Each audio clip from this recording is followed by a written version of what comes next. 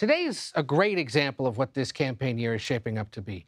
Up in New York, former President Donald Trump's sidekicks staged a bit of a sideshow outside the Manhattan courthouse, where Trump's one-time supporter Michael Cohen endured a second day on the stand. Cohen today detailed how he arranged for payments to adult film actor Stormy Daniels and began facing cross-examination by the former president's attorneys. But the Trump team is hoping more attention is paid to a courthouse visit by the Speaker of the House, Mike Johnson, who showed up outside to defend the former president. So did potential running mates Doug Burgum and Vivek Ramaswamy, and a handful of Republican congressmen.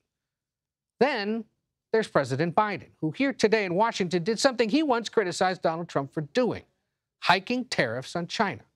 Oh, what a difference 4 years makes. After what the White House describes as a more thoughtful and studied review of potential tariffs, the president, in essence, backtracked on his 2020 attacks on Trump and is now embracing bipartisan calls to get tougher on America's #1 adversary. He's hoping the moves boost his standing with voters, believing Biden hasn't done enough to buoy the economy. But let's begin with what went on inside the Manhattan criminal courthouse today. And for that, we turn to Errol Barnett. Good to see you, sir. What did we hear from Michael Cohen today on the stand?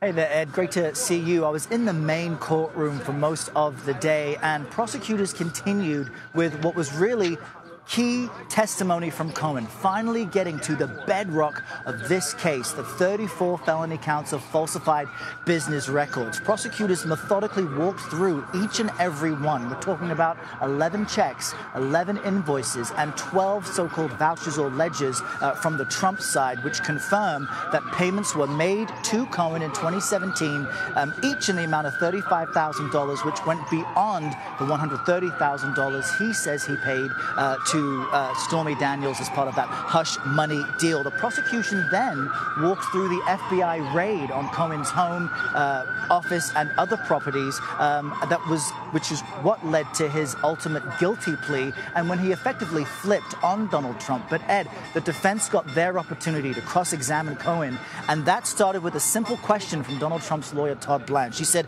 "We've never met, you don't know me, but on TikTok, you called me a, quote, crying little expletive." To which Cohen replied, "Sounds like something I would say," as the prosecution objected and the judge sustained the objection. Effectively, that characterized the entire afternoon as Trump's defense team tried to characterize Cohen as someone motivated by money, as someone who was not loyal to Donald Trump, and effectively couldn't be trusted. So a pretty remarkable day in the courthouse.